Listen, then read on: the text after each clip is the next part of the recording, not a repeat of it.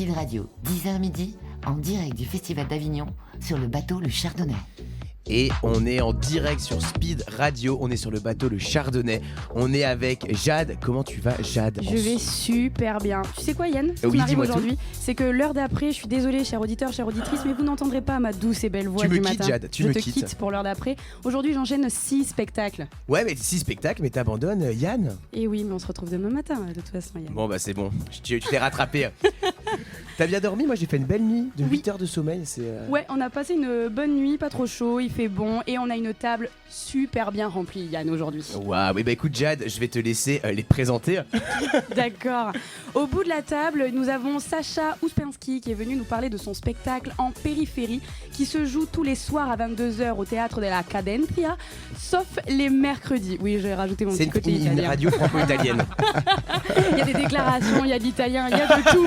C'est la romance ce matin. Et en face de moi, j'ai Omar Salem qui est venu nous parler de Au bout de ma langue, un spectacle qui joue au Totem tous les matins à 10h40 avec les relâches le dimanche. Donc aujourd'hui, Omar Salem se repose, mais non, il est à la radio. Tu vas te détendre, tu vas voir. On va être. Ça va bien se passer. Ça va bien se passer.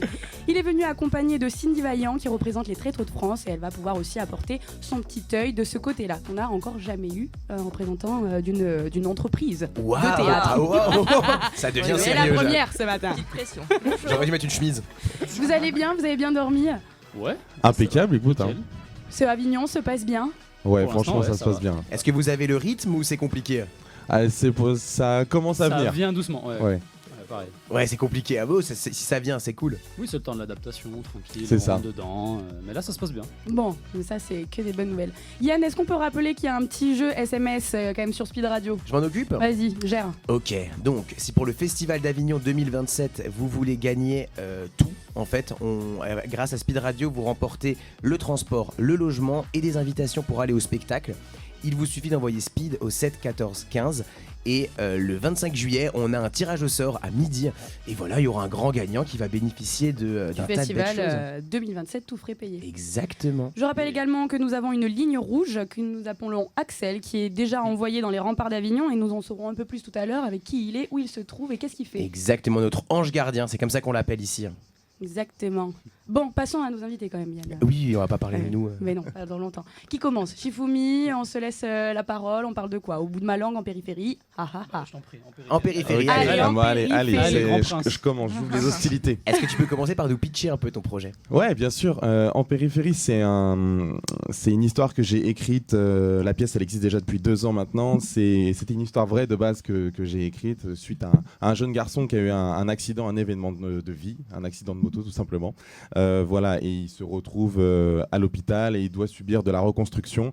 Et chaque événement va créer du positif ou du négatif. Notamment, ça va provoquer une grande histoire d'amour. Et on a également le lien paternel-maternel à l'intérieur qui peut être difficile ou qui peut se reconstruire. Je précise pas parce que je veux pas spoiler la pièce évidemment. Et ce jeune garçon, en fait, dans l'hôpital, il écrit du rap pour pouvoir se reconstruire, pour pouvoir extérioriser en fait tout ce qu'il ressent au fur et à mesure de la pièce. D'accord. C'est quoi? Enfin, l'accident de moto, il est touché principalement haut du corps, bas du corps? C'est principalement touché au bas du corps. En fait, ça va directement toucher son intimité.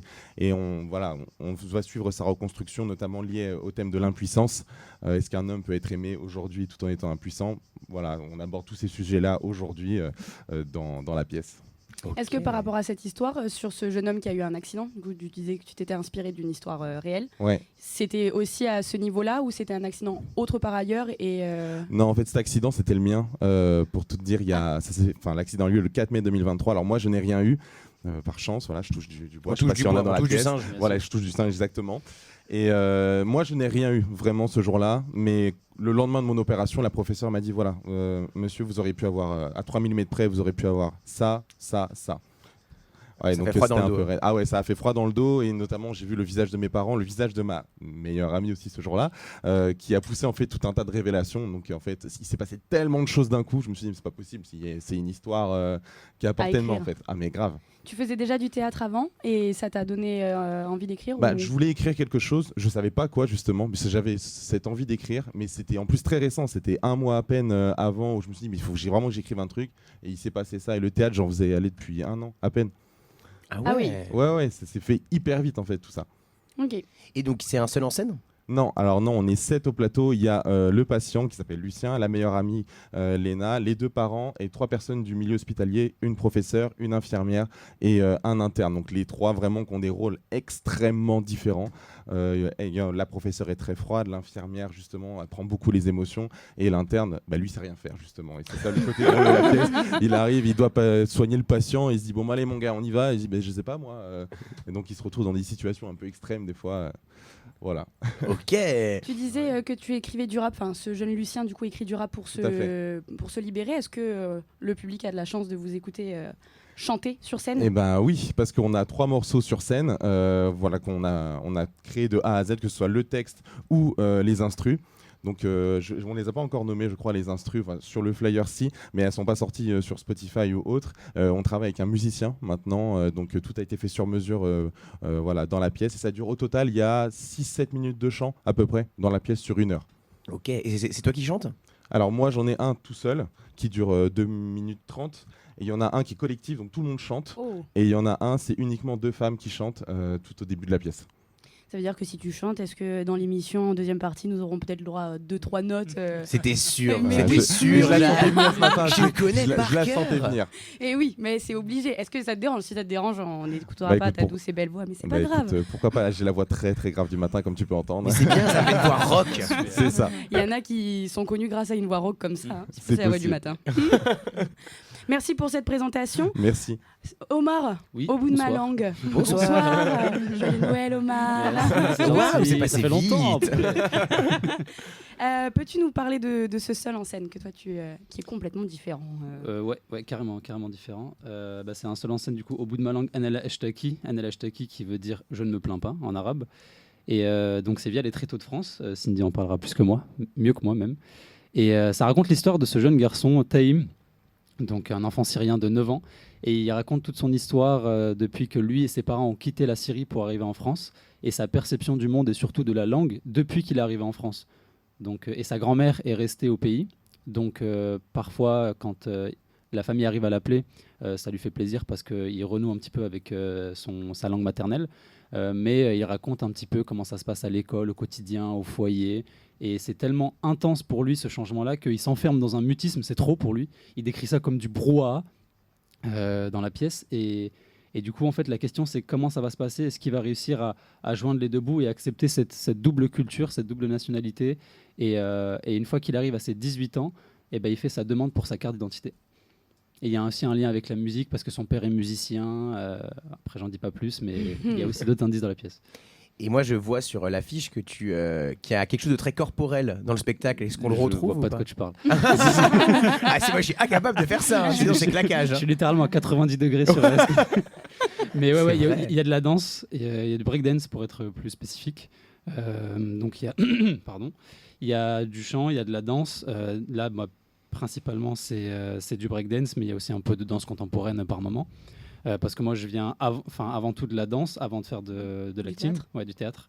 Donc on a très bien réussi avec Goni et Tal Reouveni, la metteuse en scène, et Goni Chiffron, la scénographe, à intégrer de la danse dans la pièce et que ça rentre très bien dans le récit, dans l'histoire de Taïm, et ça donne de belles images de beaux tableaux.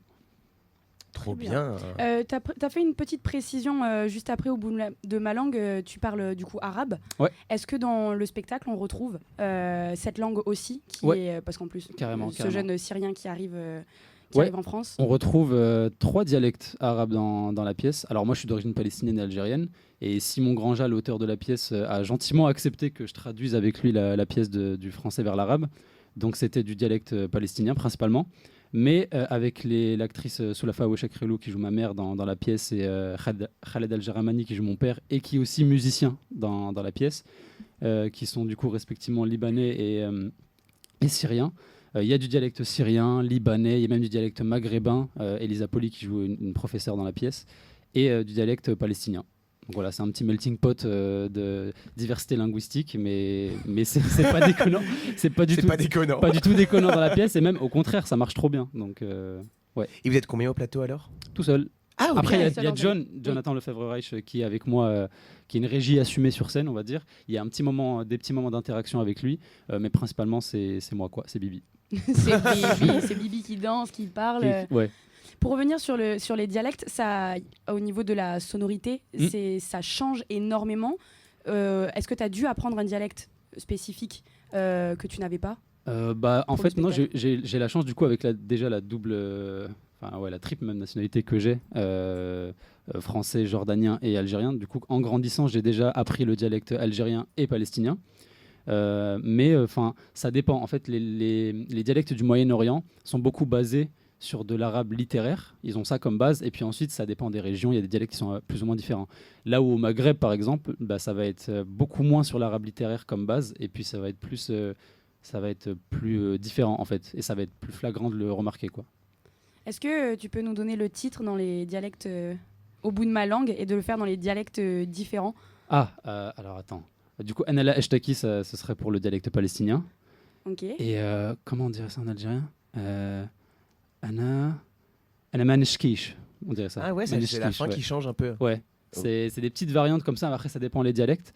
Mais il y en a où c'est vraiment complètement différent. Vraiment, on pourrait pas du tout deviner. Mais là, ça va. Okay. Ça va avec l'algérien et le palestinien, ça va. Et où est-ce qu'on vient te voir jouer? Au Totem, tous les jours, sauf le dimanche. Et non, là, t'es avec ne venez nous. pas, il y aura personne. Mais du coup, au Totem, tous les jours à 10h40. Voilà. C'est un spectacle donc qui parle au jeune public, je suppose, aux jeunes aussi qui... Ouais, à tout le monde en fait. À tout le monde. Tout public, ouais. Il y a écrit à partir de 9 ans. Tu l'amènes dans les scolaires? C'était pour amener à cette question là. Au Totem, j'ai rencontré Solo il y a pas longtemps. Et du coup, effectivement, il y a une cour d'école. Tu le joues en extérieur, ce spectacle, ou tu as une salle? J'ai une salle de classe. Une salle de classe, okay. Trop bien. C'est trop bien, ouais. C'est une salle de classe, en plus qui est communicante, qui est juste après la cour de récréation. Okay. Donc c'est là où les gens font la queue. Et ouais, ça colle parfaitement au récit. C'est trop bien d'avoir cette salle-là pour jouer, parce que vous le verrez dans la pièce, il y a beaucoup de moments, par exemple où Taïm décrit l'enfer que c'est au quotidien quand il va à l'école avec le maître, avec les camarades de classe, que en fait quand il prend le temps de décrire tout ce qu'il a autour de lui, le fait d'être dans une salle de classe, ça nous projette plus en fait dans la pièce. C'est ça qui est trop bien. Ouais, le cadre t'aide en fait. Enfin, t'es avec toi. De fou, ouais, carrément. Nous avions, Sacha, tu disais, donc c'est le texte que tu as écrit. Et pour revenir du coup sur le texte de Simon Grandjat, quelle a été votre rencontre à tous les deux Simon, alors c'était juste après les auditions. Très vite avec Simon, on s'est mis à traduire le texte. Donc on a discuté de la pièce en elle-même, de comment Simon travaillait en fait de manière générale, parce que Simon, ce qu'il fait, c'est qu'il travaille essentiellement avec des personnes issues de l'immigration, que ce soit des plus jeunes ou des plus âgés. Et il m'expliquait que ce texte-là, c'était des bribes de témoignages de personnes issues de l'immigration qui ensuite lui ont donné cette idée-là pour écrire ce texte. Et puis ensuite, on s'est posé et on a traduit le texte. Et je lui demandais son avis, si par rapport aux interprétations, est-ce que ça collait plus à ce que lui, il imaginait du texte. Et on s'est mis d'accord comme ça, on a avancé de manière un peu organique. Donc, ouais. Très bien. Oh, ouais. À faire un petit tour avec Sidi Vaillant. Les Tréteaux de France, du coup, portent ce projet au bout de ma langue.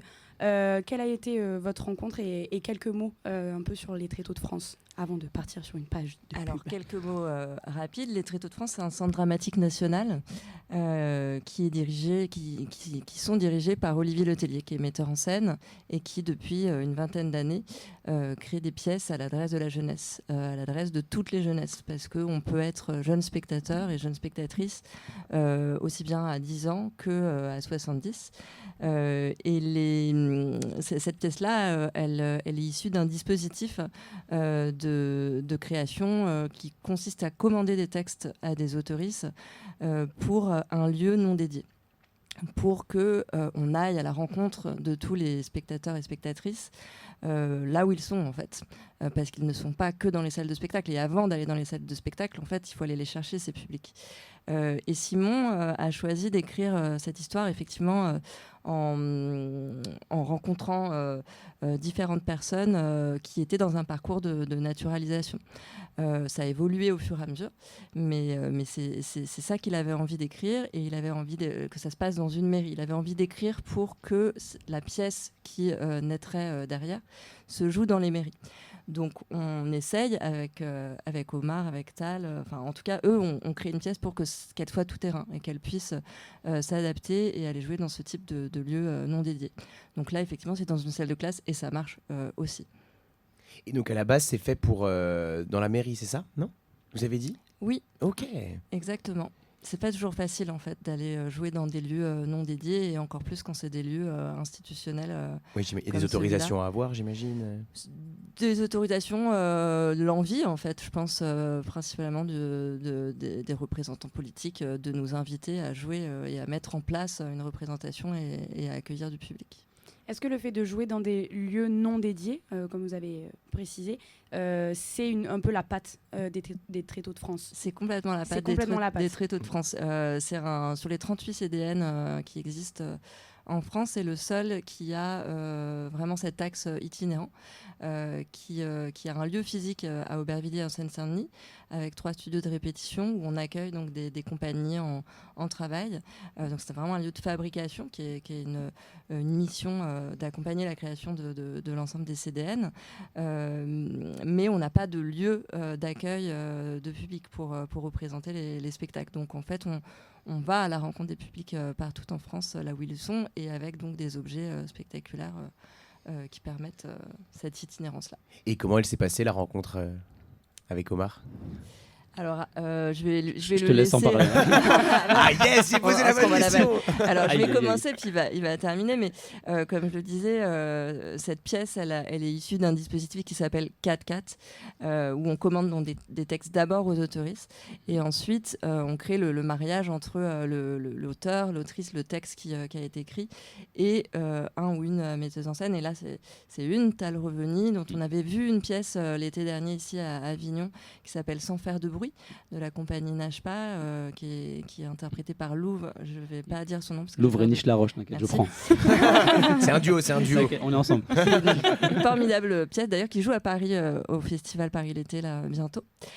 Si les auditeurs et auditrices entendent, ont envie d'aller voir, c'est une super pièce. Et donc, Olivier Letellier a souhaité passer commande à Tal pour créer la rencontre. Donc, la rencontre a d'abord eu lieu entre Tal et le texte de Simon. Tal est israélienne et ça lui parlait aussi beaucoup. Et ensuite, il y a eu une audition pour chercher un comédien, un robophone. Et là, je te passe le relais, Omar, pour raconter comment c'est là où j'ai vu l'audition et j'y ai été et ça s'est très bien passé. Et justement, en fait, la première discussion que j'ai eue avec Tal et Olivier, c'était par rapport à mes origines. Donc, vu qu'encore une fois, moi, je suis d'origine palestinienne. Et que ce soit le sujet de la pièce et le contexte actuel et même depuis des années, c'était important pour moi de savoir qu'on était alignés en fait sur ce sujet-là, sur notre vision tous les deux, comment on voyait le conflit, le génocide, idéologiquement qu'on était sur la même longueur d'onde.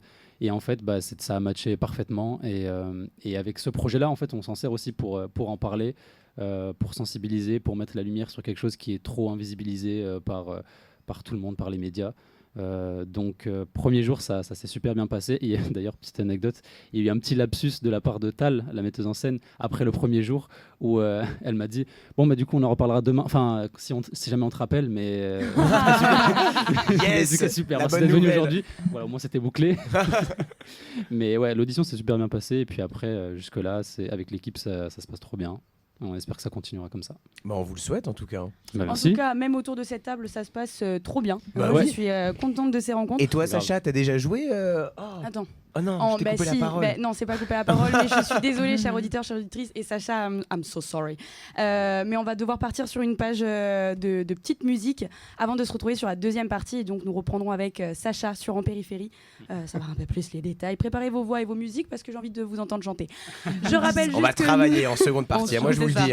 C'est fini les vacances. Je rappelle juste que nous avons un jeu SMS. Si vous envoyez Speed par SMS au 7 14 15 l'année prochaine, le festival 2027 est tout frais payé, logement, transport ainsi que des places de spectacle.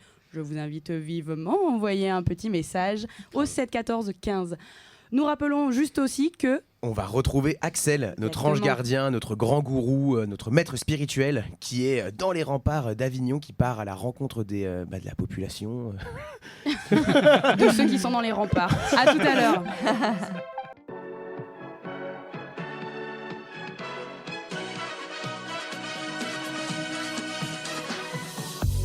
Speed Radio, 10h midi, en direct du Festival d'Avignon, sur le bateau Le Chardonnay. Et on est en direct sur le bateau Le Chardonnay.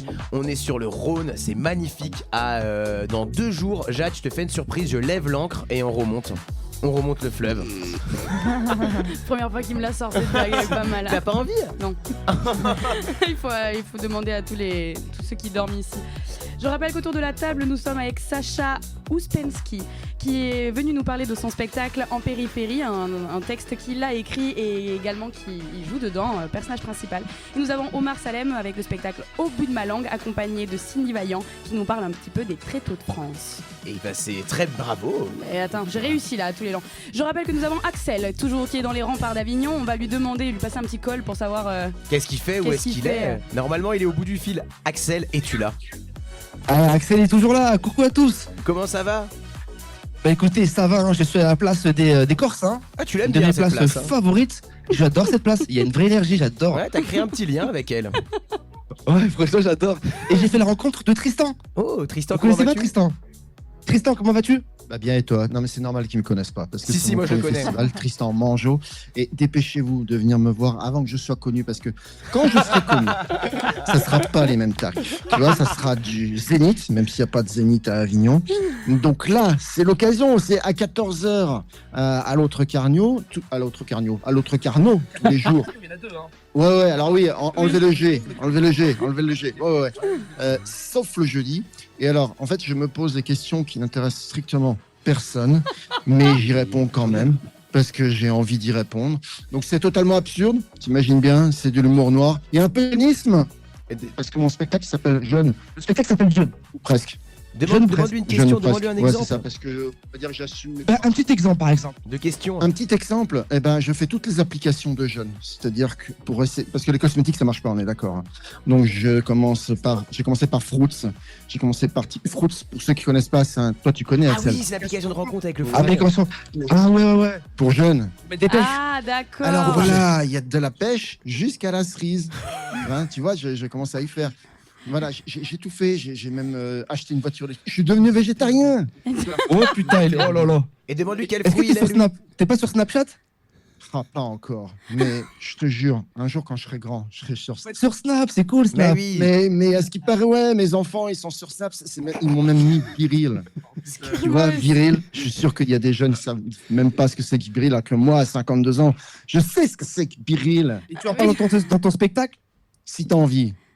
Donc on rappelle tous les jours à l'autre Carnot à 14h, sauf le jeudi, c'est ça? Il est Voilà, en roue c'est libre. ça. Et profitez-en, les prix sont pas encore élevés parce que je suis pas connu. C'est Trop gentil bien, ça, Tristan. merci Tristan. Ah, Merci, Axel. T'es un goat, Tristan. le best. Ah, on est déjà. Ah, il est Bon, parti ben d'un voilà, coup. ça c'est Non, fait. non, j'étais avec Tristan là. Tristan il est d'accord. content là. Il est Il est content. content. Eh bien, on La souhaite pêche, un. Tristan, le fruit. Oh, il a la pêche, le fruit. Ah, j'adore. Mais il est quel fruit? Il est C'est quel fruit Tristan. sur Fruit? Ah, pardon, tu es quel fruit sur fruit? Alors, j'ai testé la pêche. T'as mis de la pêche. Ah, Ouais, mais j'ai bien, arrêté Tristan. parce que je tombais sur des Kino. copines de mes filles et ça faisait un truc pas très sympa. Ah ouais. Bon, Du coup, t'es passé à la cerise? Non, parce que j'ai déjà bouffé de la cerise. La cerise, pour ceux qui ne savent pas, c'est l'expérience au long cours qu'on cherche, hein, qui se termine au bout de 20 ans par un divorce et la guerre paternelle. Axel, il est en train de nous donner des mauvaises vibes sur l'émission. Ah, il là. parle avec son cœur, il est sincère, il me parle de manière sincère, je le sens. Il parle avec son cœur, Tristan. Tristan, je te remercie. Oh, merci à toi, Axel. Merci à Speed Radio. Je kiffe. Ah, j'adore. On a gagné un abonné, la famille, je suis trop content. Fais-lui un gros bisou. Merci, bon festival. Allez, gros Tristan. bisous. Ah, je l'ai tué. Ah, il On a était des incroyable. rencontres tous les matins, c'est des fois folklorique. Ah, lui, il était bon, le Tristan. Le coup de Fruit, ça va. J'ai lui. du village. Ah, ça- Du village d'Avignon. Ouais, du village d'Avignon. Ouais. Ah, il est exceptionnel. Mais il est exceptionnel. Génial. Ah ouais. Il Exceptionnel. voulait toutes les rêves, hein, mais il en Vraiment. avait aucune. Il au est fond. légendaire. Ouais, de ouf. Mais tu sais quoi, j'ai envie d'aller le voir du coup là. Ouais, tu vois, ouais, avec ouais. tout ça, j'ai envie d'y aller J'ai là. envie d'en savoir Ça plus m'a sur donné le envie. personnage. Oui. Mais surtout que tu Il as le aurait temps écrit. parce que tu joues à 22h, donc tu as le temps d'aller à 14h voir son spectacle à l'autre Carnot. Exactement. Bah après, dans la journée, il faut quand même bosser, Faut quand même aller tracter, choper tracter. les gens. Voilà, oui, il faut tracter toute la journée Ah, mais- de 10 Et bien justement, comment ça se Justement. passe? Le tractage. Alors, le tractage. Alors moi, c'est mon premier Avignon avec toute mon équipe. Donc tout le monde pour eux, c'est leur premier. Alors ils étaient spectateurs l'année dernière, mais du coup eux se faisaient tracter. Mais du coup là, le fait d'être de l'autre côté de la barrière, ça change quand même pas mal de trucs. Et en fait, on se rend compte qu'au début, c'est pas simple. Hein. On se est là, on fait bon, parce que nous on a joué 21 fois déjà à Paris, donc ça va. Quand on en parle, on est rodé. Mais en fait, on se dit, ok, on est devant les gens. Là, qu'est-ce qu'on dit ? On améliore le pitch au fur et à mesure des jours, puis on continue, puis après on voit il y a des trucs, on le pitch mal, donc en fait on améliore, et après on est en costume, et après on change les costumes parce qu'on a plusieurs trucs dans la pièce, et après on se dit ok, les parades faut qu'on les change, on va faire une autre parade maintenant. Alors c'est quoi la parade actuelle là ? Déjà on a eu la parade actuelle, on est habillé en pompier. Et parce que dans la pièce, il y a un accident. Voilà, il y a un accident et l'ouverture se fait justement sur l'accident avec les pompiers, policiers, etc. Donc j'espère qu'on va pas se faire choper par les vrais policiers. Voilà, les vrais pompiers. C'est les risques. Parce que je me baladais en blouse de patient et il y a la police qui est passée. Ils ont ouvert le van, on se dit lui, on l'embarque. Ils m'ont pris pour un fou du bus. Je me suis dit c'est pas possible, je finirai à l'hôpital psychiatrique. On a fait le pari d'ailleurs. On s'est dit jusqu'à la fin quel jour je vais me faire embarquer. Donc pour l'instant j'ai laissé la blouse depuis 2-3 jours parce que ça va y arriver. Mais bon, c'est rien de grave. Mais la parade, c'est on a un capitaine. On fait une espèce de parade où on a un mégaphone, on dit messieurs, dames, bonsoir, machin et tout. Et on fait tout un pitch un petit peu de pompiers. Et le capitaine dit dispersion. Et là, ils font toutes les tables du resto. Et ils balancent les fly à fond la caisse. Et il dit regroupement. Hop, ça se regroupe direct après. Et on part faire une autre terrasse comme ça. Mais c'est bien, c'est énergique. Ils sont arrivés à la fin hier. On joue à 22h. Ils sont au bout de leur vie à la fin à 21h. Je les vois, ils sont décomposés sur le canapé. On fait quoi les gars? Je dis on va jouer. Allez, on se motive. Voilà, on va jouer les gars tout simplement. Donc au début c'est hyper raide et puis les gens au début parce que c'était beaucoup des festivaliers la première semaine et là ça, enfin je sais pas mais depuis hier après-midi les rues commencent à se bonder. Il y a du monde. Donc c'est seulement depuis hier après-midi parce que sinon il y avait personne dans les rues, c'était un peu la galère de choper les gens et en plus c'était je parle aussi aux personnes qui sont là, c'était beaucoup les festivaliers qui étaient là mine de rien, les gens qui habitent là tout ça. Ouais. Donc il y avait plus de tracteurs que de tractés au final. Oui, on se tractait entre nous. Hein. Ouais, c'est ça. on se pitchait les trucs entre nous, on se dit on s'améliore, c'est pas mal là. Oui, on se tire vers le haut, solidarité. C'est ça, exactement. Et toi Omar, comment ça s'est passé le tractage? Alors le tractage, moi j'ai pas encore tracté. Okay. J'ai pas encore tracté, c'est nos amis du totem qui s'en chargent pour le moment. Mais moi je vais commencer à tracter, je vais commencer à aller les aider la semaine prochaine. Et ça va être le moment pour moi d'intégrer du breakdance dans les parades. il faut. Bien Il faudra qu'on dise à Axel d'aller chercher du breakdance. Ouais, donc restez à l'affût. Je suis fan moi du breakdance. T'en as fait combien de temps? Alors j'en ai fait combien de temps? Depuis combien de temps plutôt? Ouais, depuis que je suis en 4e, donc depuis que j'ai 13 ans. Ah ouais. Ouais. Donc j'en ai fait 5 ans en compagnie. On tournait principalement en Ile-de-France. Et puis ensuite, la compagnie s'est dissoute et tout le monde a fait complètement autre chose. Et moi, j'ai continué de mon côté à bosser avec des chorégraphes et dans des projets divers. Donc moi, c'est un truc que j'ai pas envie de lâcher.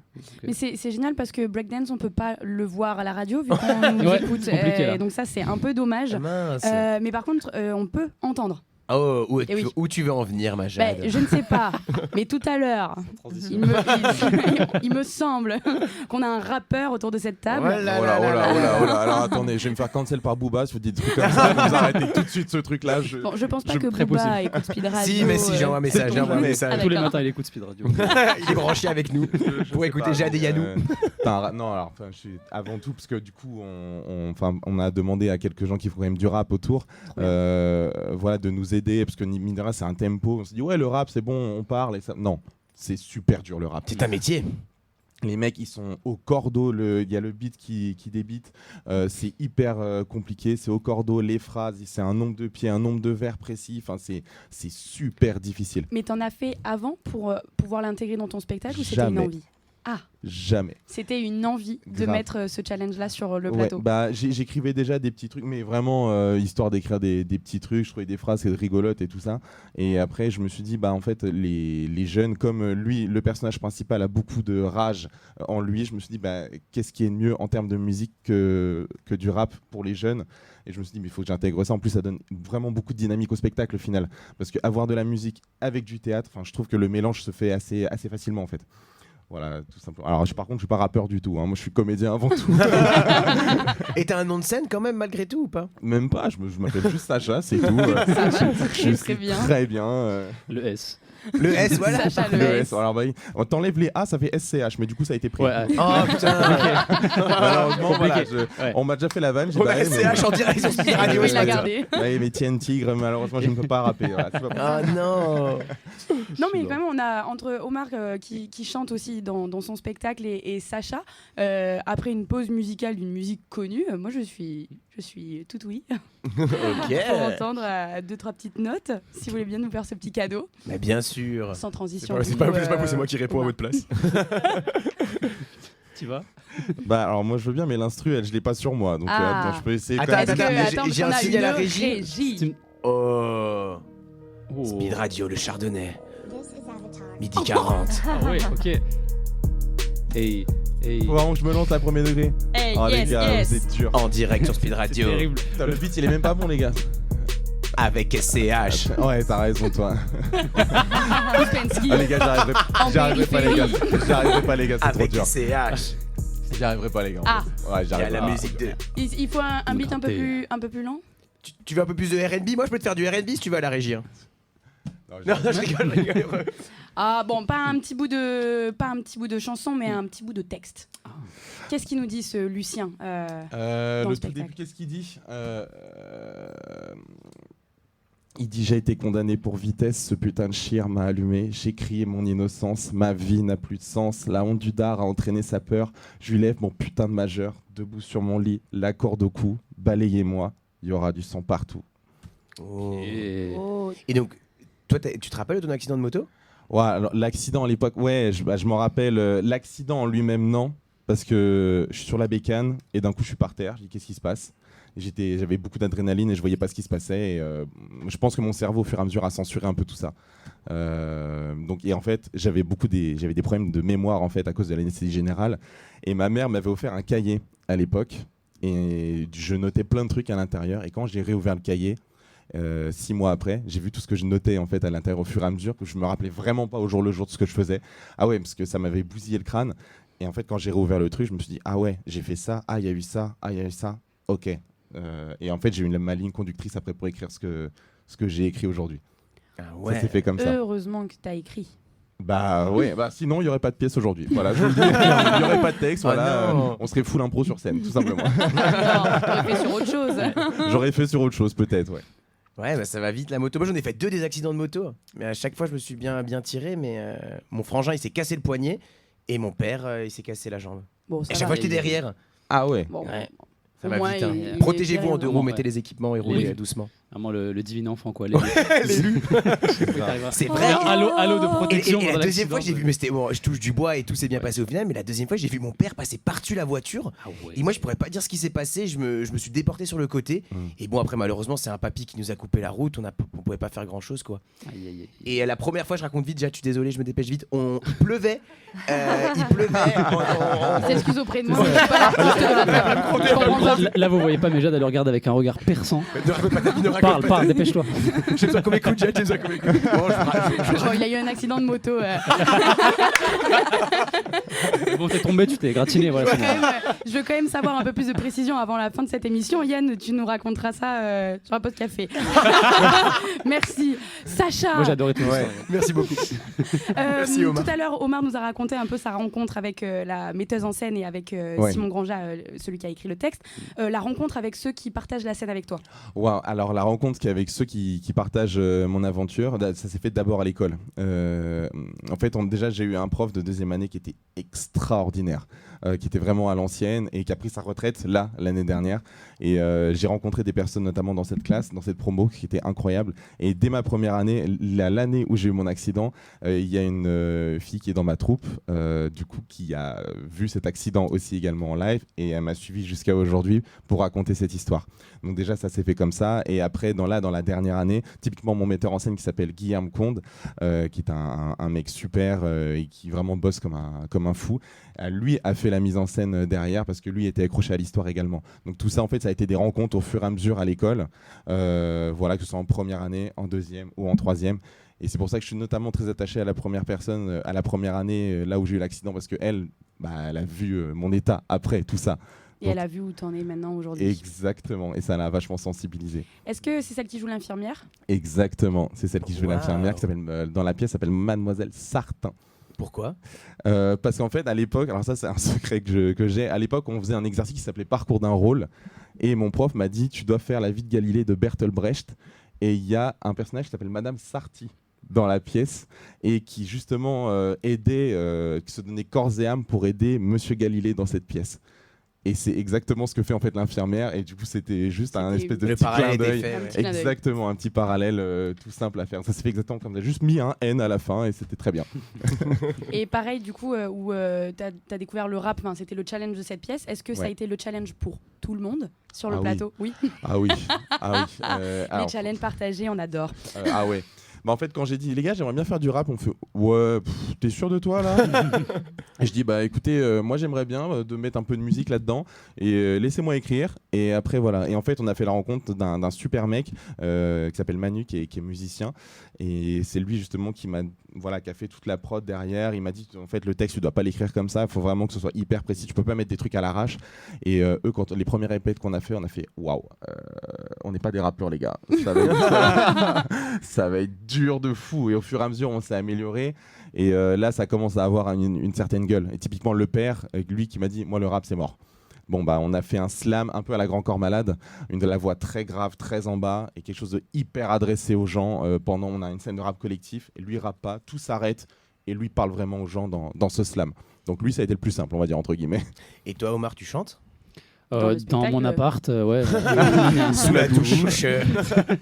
Oui, je chante un petit peu. Enfin, après, c'est plus comme du lip sync, on va dire. Mais après, oui, je me chauffe et on entend ma voix. C'est surtout Khaled El Jaramani, le musicien, et celui qui joue mon père dans la pièce qu'on entend chanter. Et moi qui chante par-dessus. C'est pas juste moi sur une instru qui chante, quoi. Ouais, t'es accompagné. Ouais. Ok. C'est un enregistrement, je précise, parce que tout à l'heure, il y a eu une question. Ce sont des enregistrements, il n'y a personne d'autre sur le plateau. C'est ça, tout à fait. Avec une petite radio. Pardon? Avec une petite radio. Avec un lecteur cassette. Oui. Waouh. Ouais. Il y avait pas. Ok, lecteur cassette. Il y avait pas une petite clé USB Ah non, ça n'existait pas à ce moment-là. Ah, okay. Ça a été inventé récemment. Waouh. Et oui. Avant de partir sur une petite page de pub maintenant et de retrouver Omar Salem qui va quand même nous parler un peu plus de Au bout de ma langue sur la dernière partie, je rappelle que nous avons un jeu sur Speed Radio. Si vous envoyez Speed par SMS au 7 14 15, vous avez l'année prochaine le Festival Off 2027, tout frais payé, transport, logement ainsi que les places de spectacle. Et nous avons Axel que nous retrouvons juste après de recevoir nos prochains invités. Ok, écoute, je crois que tu as tout fait. Je peux partir au chômage. C'est exactement pas du tout ça que je veux, parce que tu restes là avec moi toute la semaine. À tout à l'heure. À tout à l'heure.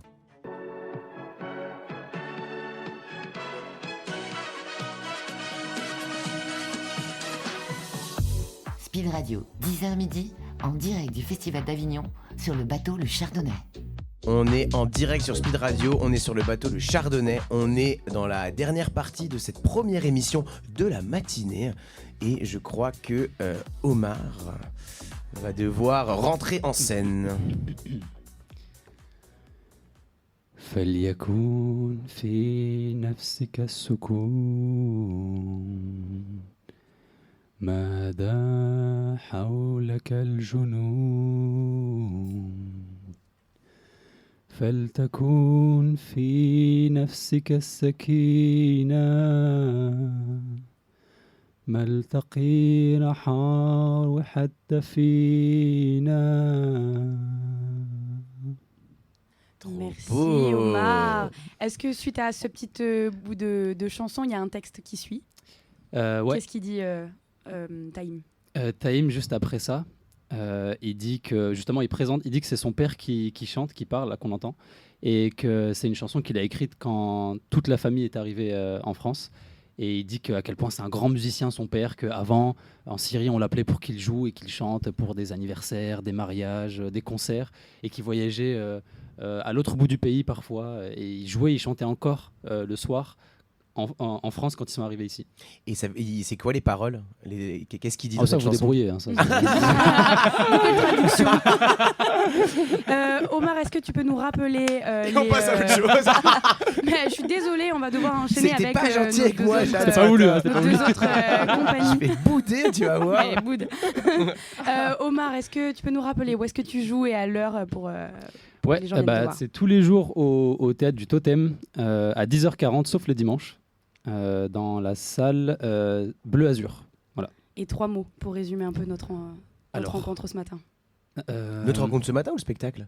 Notre rencontre autour de la table. Ok. Ah oui, pardon, du spectacle. Notre rencontre ce matin pour le spectacle. C'est si logique en plus ce que je disais. Tu vois, tu me boudes, mais moi je te sauve quand même malgré tout. Intense, poétique et encourageante. Cindy, qui a déjà vu le spectacle, 3 mots. Ah oui, j'étais pas prête. Ça a été prise au Très chouette, dépourvu. trois mots. Famille, langage et culture, au pluriel. Ok. Et ça, je suis bien d'accord pour culture au pluriel, avec plusieurs langues. Sacha, pour En Périphérie, 3 mots, 3 mots. humain, amour et émotion. Oh. Rappelle-nous où est-ce qu'on peut retrouver ce spectacle. Absolument. Vous pouvez le retrouver au théâtre Le Cadencia. C'est un café-théâtre sur la place Pi, tous les jours à 22h, excepté le mercredi. Ne venez pas, on ne sera pas là le mercredi, c'est pas la peine. Et oui, mais par contre, ils sont dans les rues à tracter. Et vous les voyez en pompier? Et en pompier ou alors En pompier ou en médecin avec ou en une blouse de médecin. patient. Si vous voyez un mec en couche, c'est moi. Eh ben écoutez, merci beaucoup, cher invité. On a passé un très bon moment avec vous. Grave. Très bon moment. C'est avec ça. Jade. Les prochains C'est à vous. invités que Yann va recevoir, parce que je suis désolée, mais là je pars en spectacle ce Ah, matin. là encore. Nous avons la compagnie Le Théâtre Clandestin qui va nous parler de son spectacle Mon ami le banc, qui joue dans une caravane, un lieu très Atypique, spécial, dira-t-on. atypique pour faire du théâtre. Et nous avons également Les Ailes de Darwin, un spectacle dont vous aurez l'occasion d'en avoir un peu plus. Trop bien. Bon bah écoute Jade, bon spectacle. Yes, Tu vas voir merci. quoi toi? Je vais voir Festin au collège Vernet. Avec Emma, non, c'est ça? Emma Vandemal, exactement.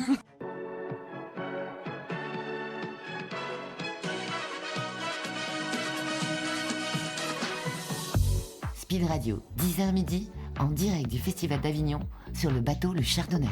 Et on est en direct du Festival d'Avignon, on est sur le bateau Le Chardonnay. Je suis avec une belle tablée, il n'y a que des hommes, non heureusement. On a une dame, mais elle a pas de micro et on a perdu Jade. Ouais, Jade, c'était quelqu'un qui était avec moi, qui devait qui co-anime l'émission, mais elle est partie. Elle avait quelque chose de prévu ce matin, mais c'est pas grave. C'est pas grave. Comment vous allez les gars? Très bien, je peux le dire en oiseau ou pas? Ah bah oui, vas-y. Oh, je suis fan. Non mais Johnny, qu'est-ce que c'est que Mais ça? attends, je peux faire une femelle. Bah oui, vas-y, Comme vas-y. ça, au moins. Ah oui. Juste. Magnifique. On est avec Johnny, on est avec Pierre. Comment ça va Pierre? Très bien. Et on est avec Thomas.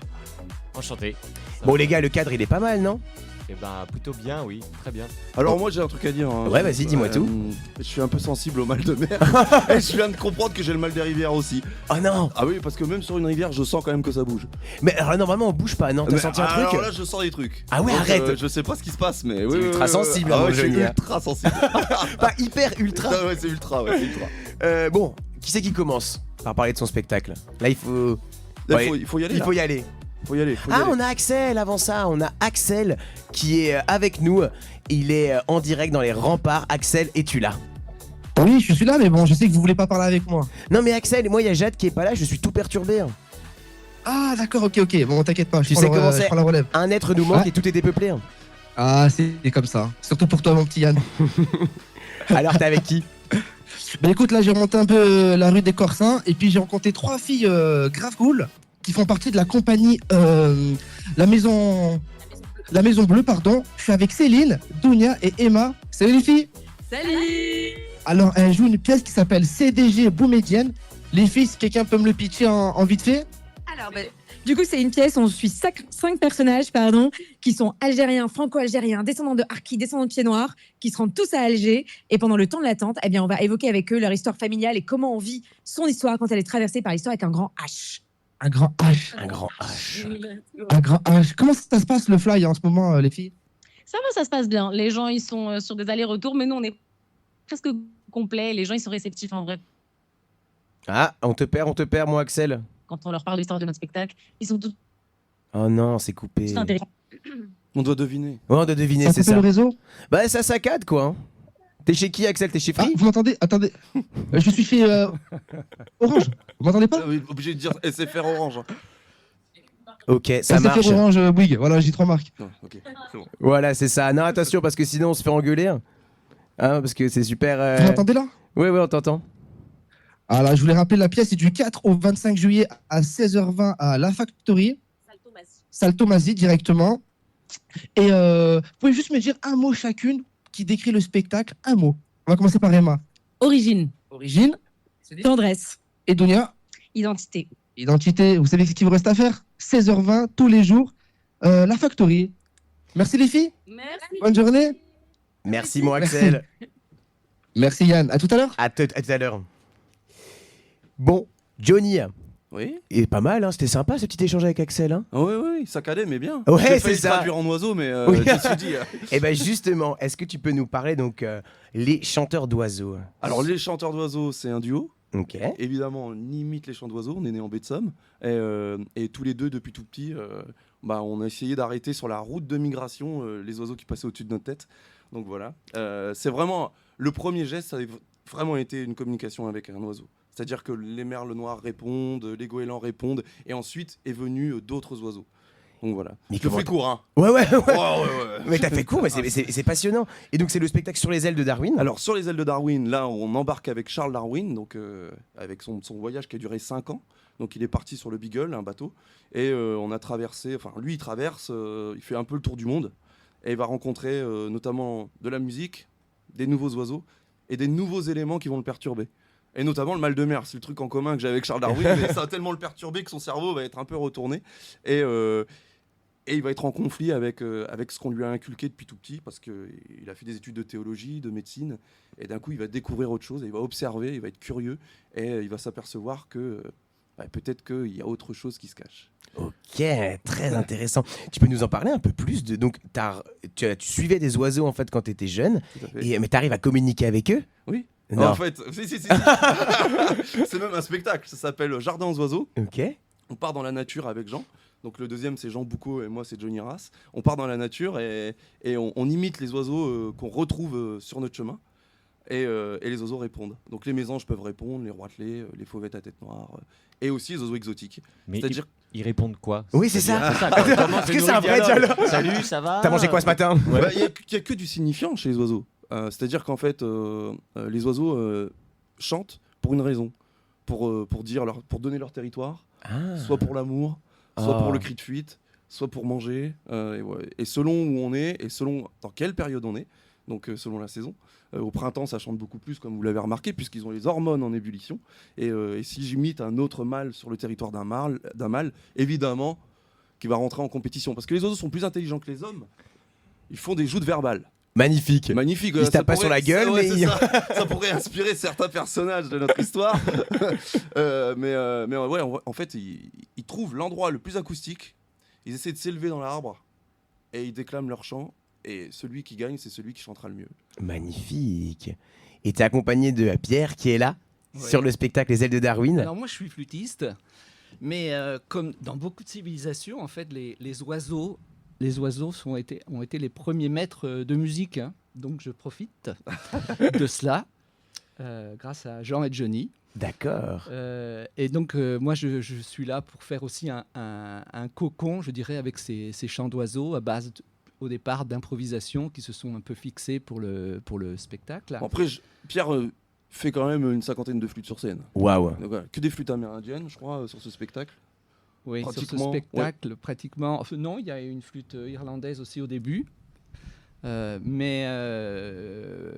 Donc, et c'est dans ce spectacle, il est vraiment. D'abord, c'est un hymne à la nature. J'ai envie de dire, c'est vraiment un hymne à la nature.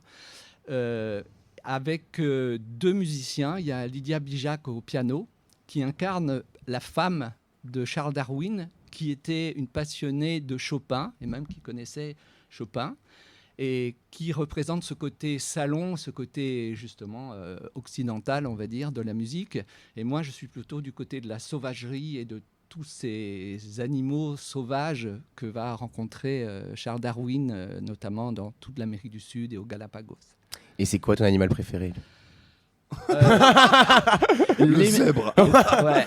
Non, à un moment, voilà, c'est presque un peu chamanique, on va dire. J'ai la chance d'être un condor, voilà. Je me transforme plutôt en classe, condor. le plus grand des oiseaux. Ouais, j'allais Le dire. mec, Alors là, Pierre, tu te prives de rien, quoi. Ouais. Ok. Moi, j'ai commencé par le merle, ça va. Ouais. Et j'ai ça en commun avec les condors, c'est que les condors sont chauves. C'est vrai, cher auditeur, je suis désolé, Pierre. Mais... Et par contre, voilà, lorsqu'ils sont chauves, en fait, ils séduisent beaucoup plus de femelles. Ah. Le chauve est séducteur chez les oiseaux. Exactement. Ouais. Et comme chez le rossignol, en fait, plus le rossignol est âgé, plus il est également séducteur. Ok, c'est très intéressant. J'ai plein de questions, mais on va quand même continuer le tour de la table pour la présentation. Après, on revient bien évidemment vers vous. Thomas. Bonjour. Bonjour. Tu es là pour nous parler de ton spectacle Mon ami le blanc. Mon ami le banc, alors, parce que Mon ami le blanc, c'est un autre spectacle. Mon ami le banc. Que nous ne ferons pas. Voilà. Autant pour moi. Est-ce que tu peux nous pitcher Mon ami le banc? Oui, alors, et je vais même vous raconter plutôt le spectacle qu'on fait la semaine prochaine, car là, on vient de terminer Mon ami le banc. Je suis désolé, en tout cas, tous les gens qui sont venus ont beaucoup aimé. Donc voilà, mais on joue sur le même créneau. Albatros de Fabrice Melchior. Donc nous, c'est la compagnie du théâtre clandestin. On joue à Totem à 10h20 et 14h40. C'est un spectacle qui dure 30 minutes. Et c'est un dispositif, en fait, alors on est les premiers étonnés de ça, mais qui a l'air unique en France, parce qu'en fait, on fait du théâtre en caravane, il n'y a rien d'original à ça. Mais finalement, nous, on joue dans la caravane, mais aussi tout autour. Et voilà, et on transforme les fenêtres en espèce de cadre cinématographique un peu low-tech, c'est-à-dire que c'est du cinéma sans caméra et sans micro. Et donc les fenêtres deviennent des cadres de cinéma parce qu'on joue aussi dans l'espace public et c'est un théâtre qui est assez immersif. Donc les personnages peuvent venir de la porte, de la fenêtre, du toit, d'un peu partout.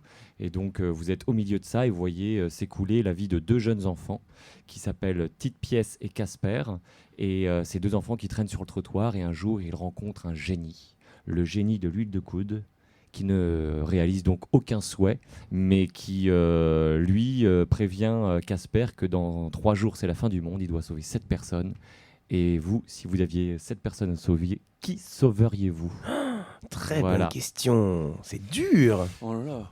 Donc voilà, c'est à partir des oiseaux. Le dilemme. Et voilà, le dilemme. Donc Casper, il est un peu pris là-dedans. Perdu, voilà, et donc on rentre dans sa quête, il rencontre des personnages assez loufoques et grâce aussi à son amie Tite Pièce qui, elle, rêve d'acheter une cave pour qu'on lui foute la paix.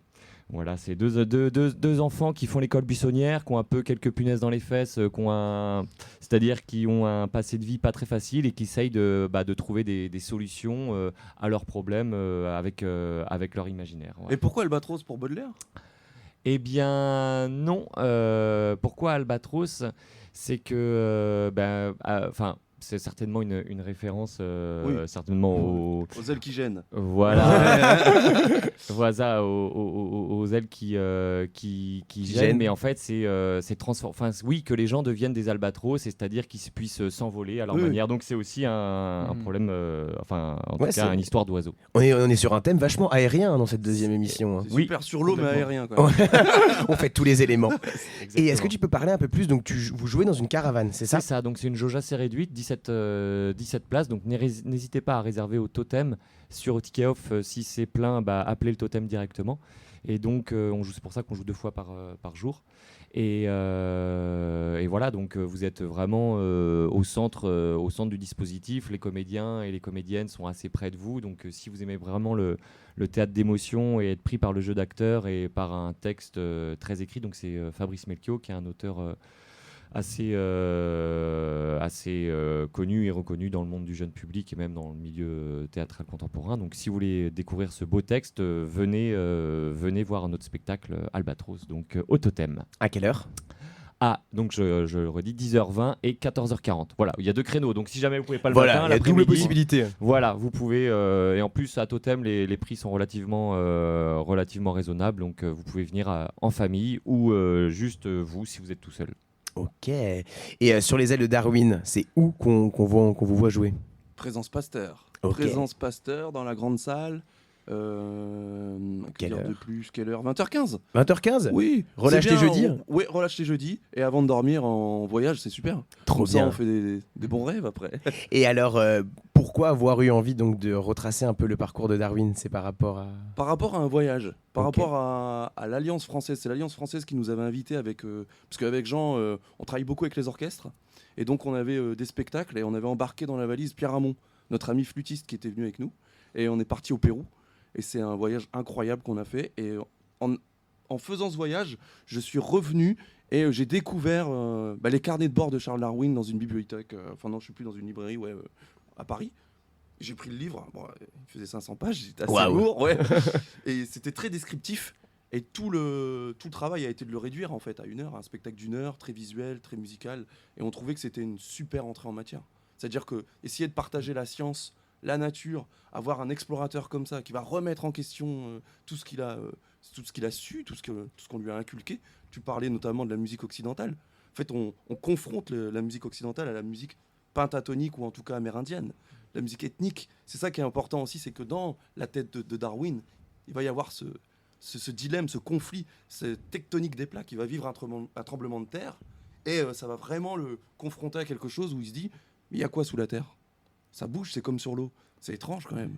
Waouh. Et donc c'est lui qui a commencé à théoriser un peu la tectonique des plaques? Exactement, il a commencé à mettre des mots sur ça. Et il est arrivé sur les îles Galapagos.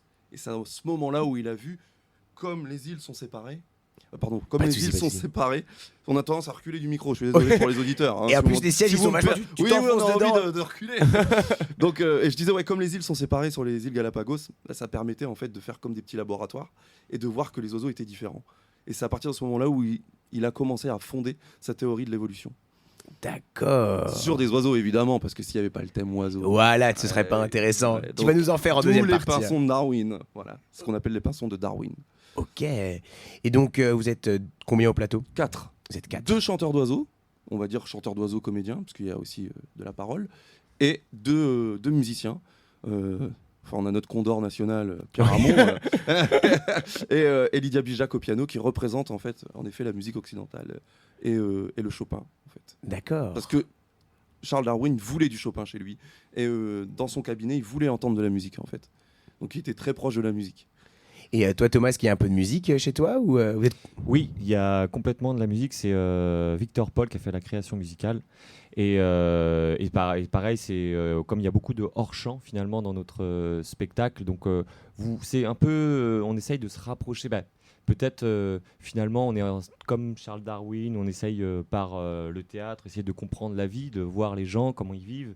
Et la vie se passe tout autour de nous, pas forcément que devant nous. Donc nous, avec notre théâtre, on essaye de reproduire ça. C'est-à-dire que les choses se passent derrière nous, on voit pas forcément ce qui se passe, mais on entend.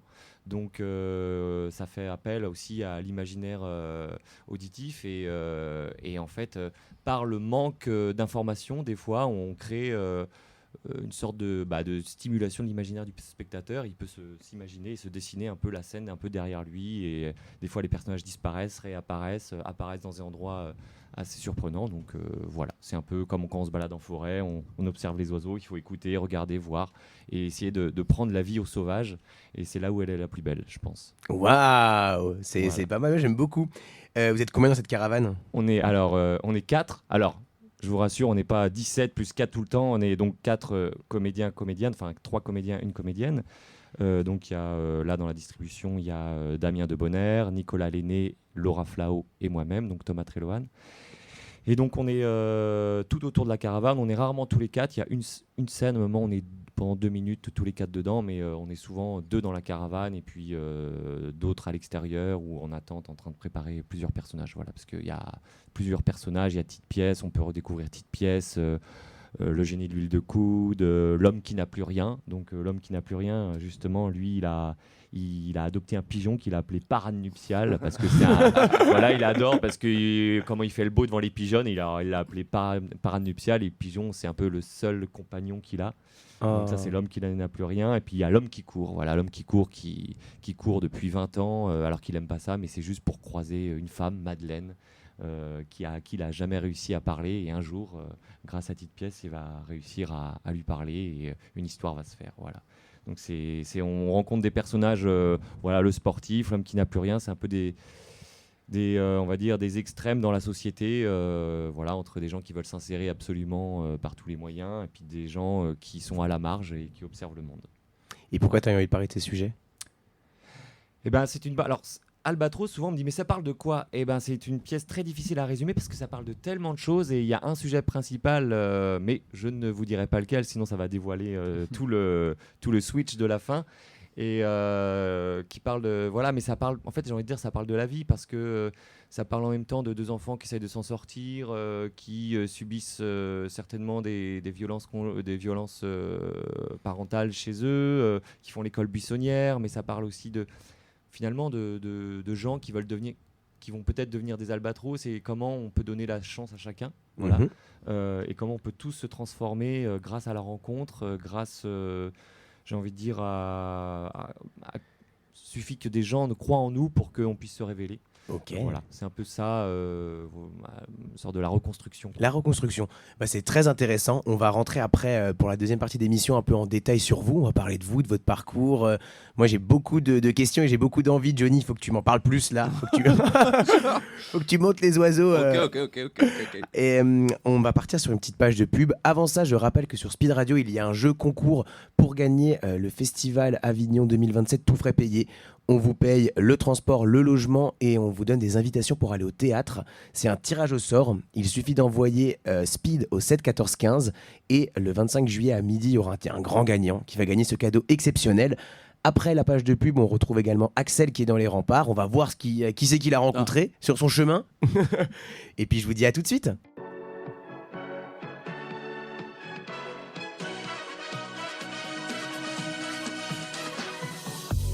Speed Radio, 10h midi, en direct du Festival d'Avignon, sur le bateau Le Chardonnay.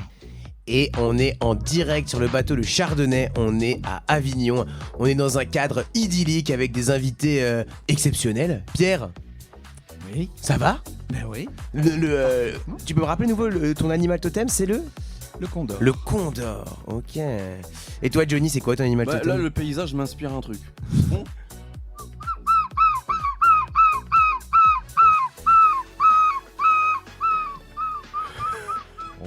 Wow. Là, il fait j'arrive, je repars. Ça y est, j'ai l'impression que le bateau bougeait. Ouais, moi aussi. Parce que j'avais la petite brise qui arrivait. Moi, j'étais au Havre là, d'un coup, j'arrive dans le port du Havre. Voilà. C'était un goéland ou il est bon, hein. Il est très goéland. bon. Lequel ? Parce que celui d'ici c'est le coffet, mais celui que j'ai fait c'est l'argenté, c'est celui du noir. C'est pour ça que j'étais au Havre, d'accord. Voilà. Bien vu Thomas, bien vu. On a Axel qui est avec nous en direct. Axel, est-ce que tu as entendu tout ça ? Ouais, grave, mais c'est quel animal ? Un goéland. Ouais, tu m'entends ? Un goéland, c'était, pardon ? Oui, tout à fait, oui. On a ramené un goéland dans les studios. Ouais, j'entends mal, je suis dans la rue, putain, faire attention là. On se transforme en zoo là. Oh, bon, le goéland. Oh là là. Bon. T'es où ? Oh, qu'il nous fasse pas une merde dans le studio, hein, le goéland. Et après, on va nettoyer. Ah purée, c'est moi qui va nettoyer en plus. C'est Yann, il va nettoyer.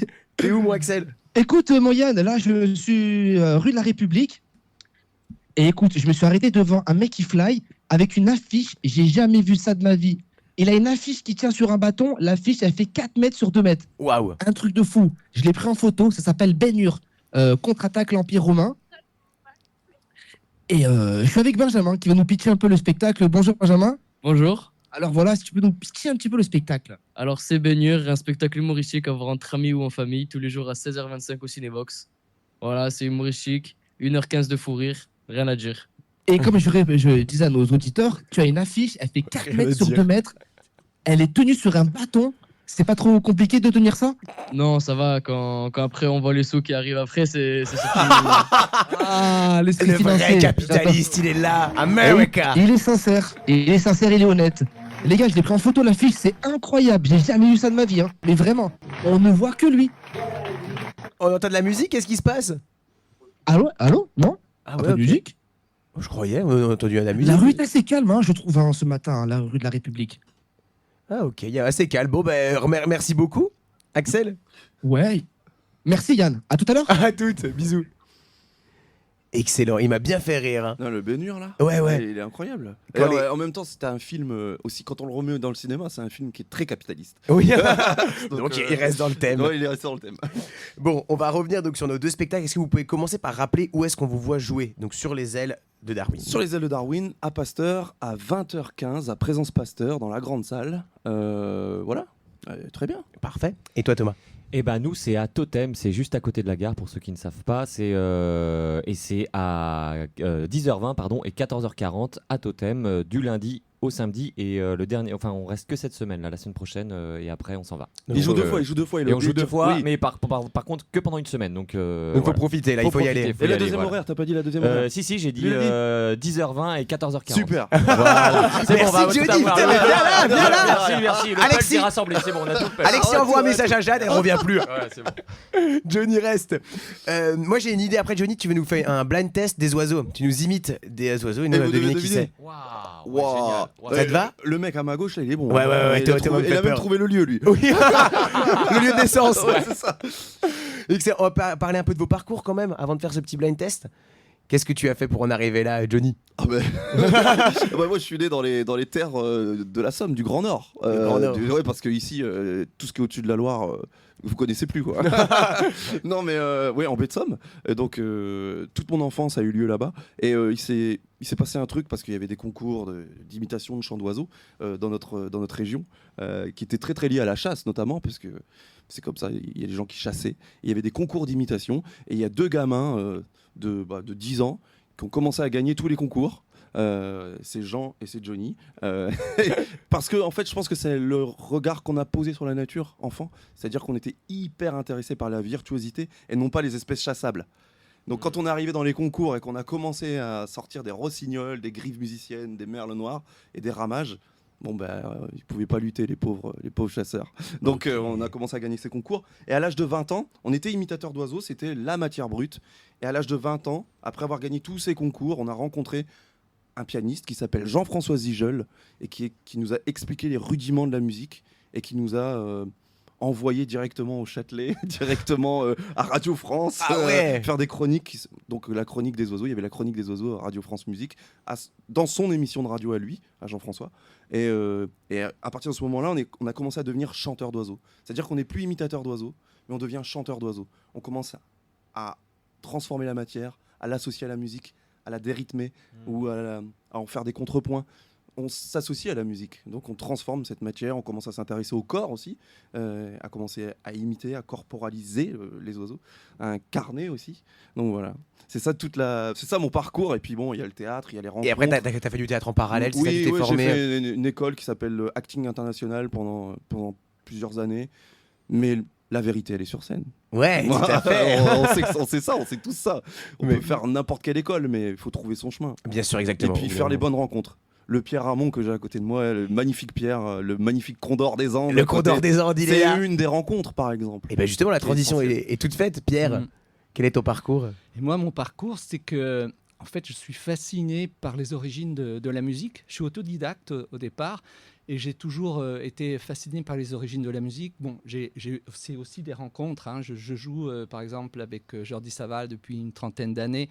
Donc, j'ai voyagé aussi beaucoup dans le monde entier. Je m'intéressais partout aux flûtes et aux musiques.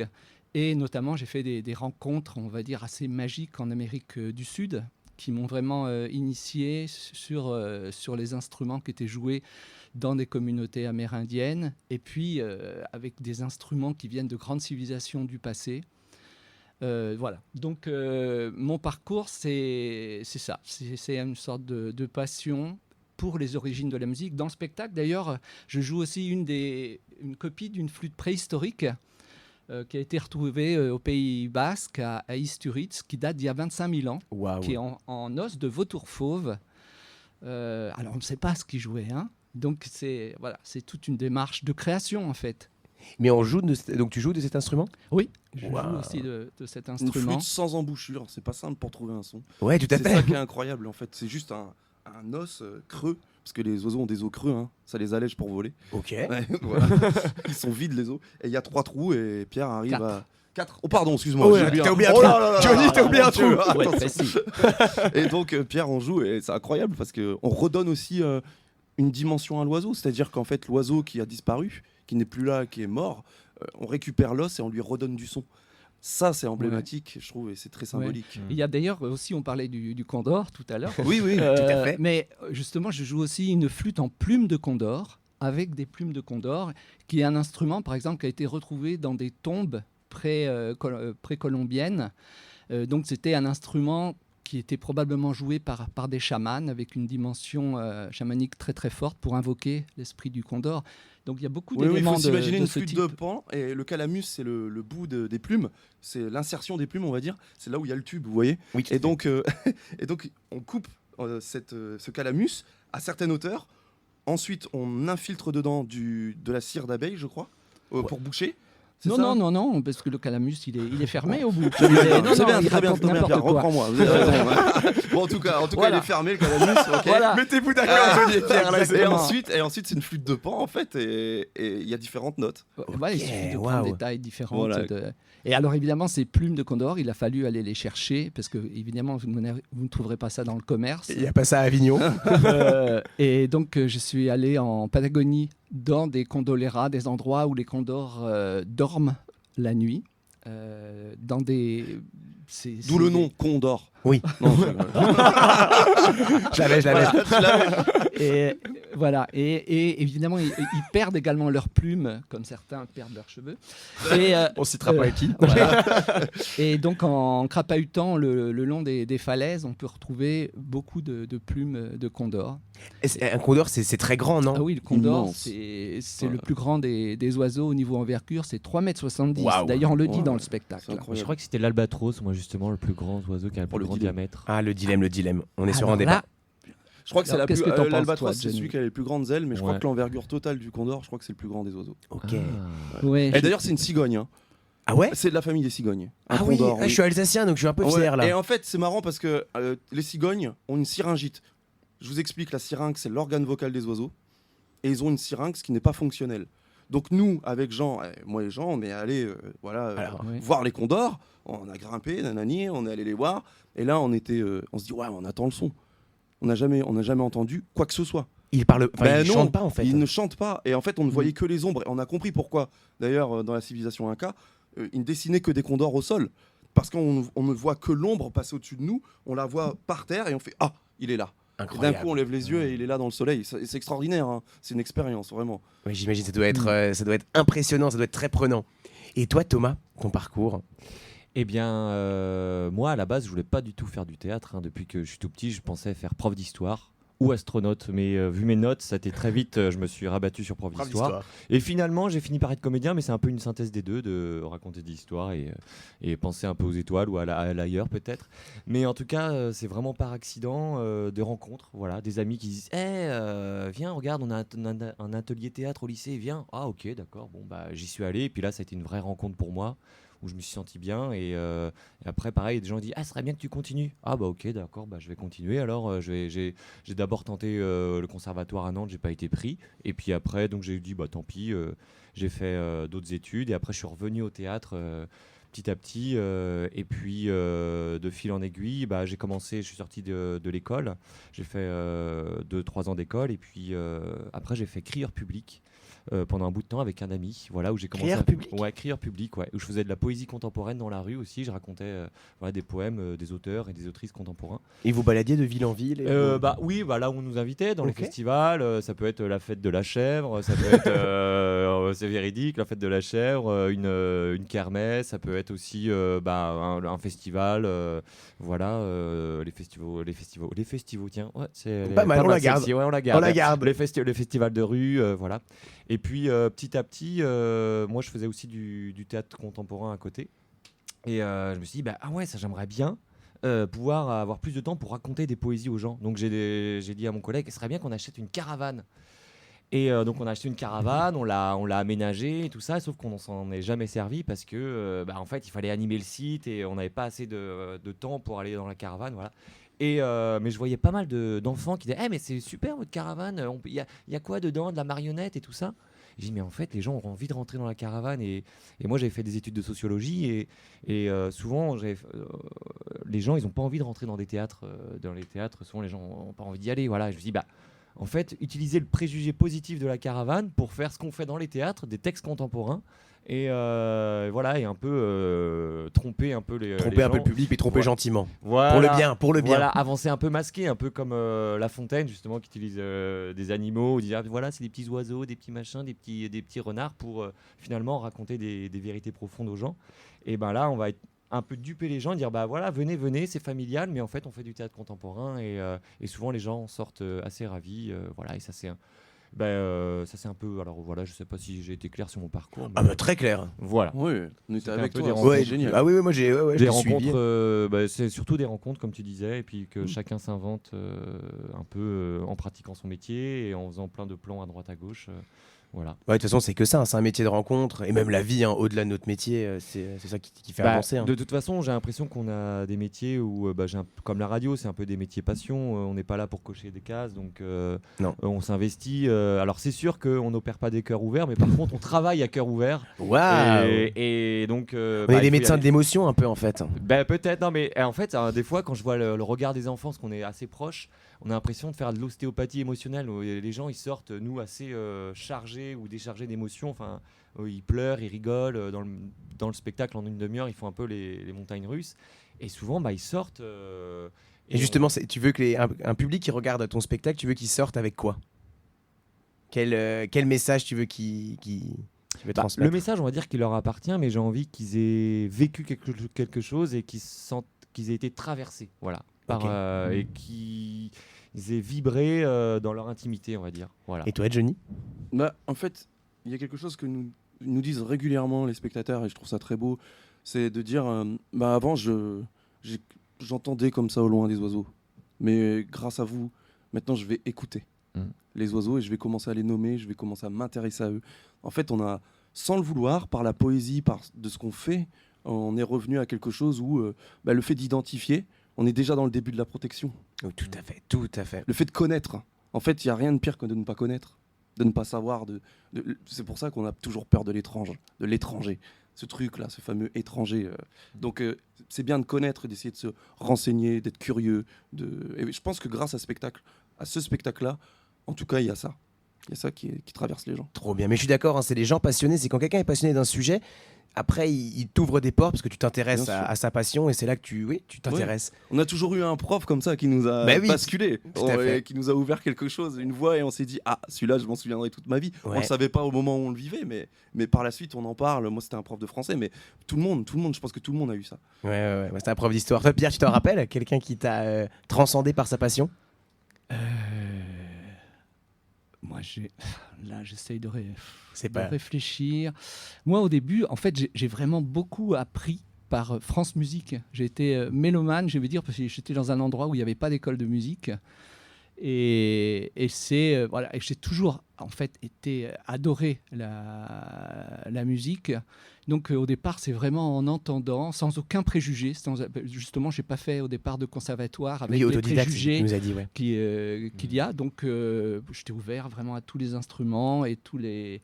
Et c'est comme ça que je considère que je suis toujours un étudiant, en fait. Le fait de ne pas avoir, on va dire, de diplôme, même si j'ai été professeur au Conservatoire national supérieur à Lyon, après. Mais le fait de ne pas avoir de diplôme et d'être autodidacte fait que vous vous considérez toujours comme quelqu'un qui est en devenir, qui doit continuer d'apprendre. Et là, c'est vrai que j'ai fait beaucoup de rencontres extraordinaires, y compris justement Johnny et Jean. Et comme je vous disais, les oiseaux, il y a beaucoup de mythes, même par exemple dans les mythes aztèques et mayas, les oiseaux en fait ont été amené du ciel par le serpent à plumes, là, Texacoatl. C'est une divinité. C'est une divinité pour enseigner la musique aux humains. Avant, les humains n'avaient pas de musique, et il a fait descendre d'une sorte de paradis les oiseaux pour enseigner la musique aux humains. Voilà. Incroyable. Et moi j'ai une question, est-ce que les oiseaux apprennent eux à chanter dans leur enfance ? Est-ce que c'est instinctif ou ils apprennent Ah oui, bien sûr. Alors, c'est leurs parents ? Non, oui, ça s'appelle l'imprégnation. Et dans l'œuf, on entend papa chanter ou maman qui émet des sons, et et évidemment ça s'imprègne dans l'oiseau et ensuite il va. D'ailleurs, c'est notamment comment il s'appelle Konrad Lorenz qui a donné sa voix à des petites oies qui étaient dans l'œuf. Et donc les oies pensaient que c'était... c'est lui qui a découvert l'imprégnation en fait. C'est comme ça qu'il a su. C'est en fait, il y avait les oies dans l'œuf et il parlait tous les jours à ses oies et il s'est aperçu que les oies lui suivaient. Incroyable. Donc il se prenait pour sa mère. On va continuer, on va rentrer dans la il dernière parlait pas, partie. les oies ne parlent pas. J'ai senti. Oui, j'ai vu que Thomas disait où est-ce qu'il va en venir. Il a fait parler des oies, c'est génial, il est trop fort. Bon les gars, on est toujours sur Speed Radio, on part sur une petite page de pub et après on se retrouve pour la dernière partie de cette émission passionnante.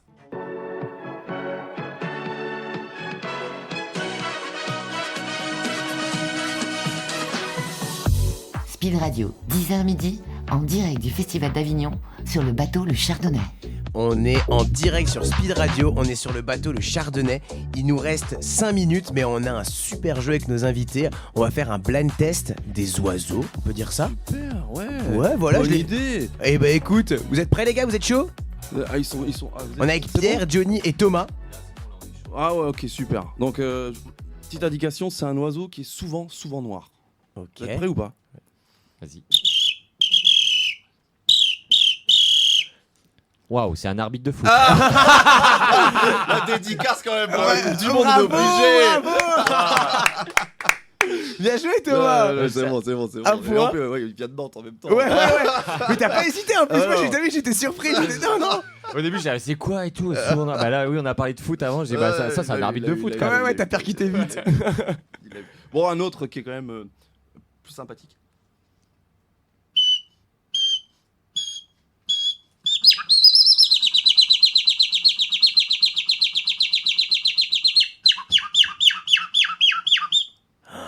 J'adore. Un modem 56K. C'est un rossignol. Et oui, il le sait. Waouh. Le rossignol philomèle, qui est l'oiseau quand même emblématique de la virtuosité, des saccades et de l'envolée lyrique. C'est un vieux rossignol. C'est un vieux rossignol qui avait beaucoup de saccades quand même. Hein. Et un dernier. Ouais, un allez, dernier, ok. Je réfléchis un peu quand même.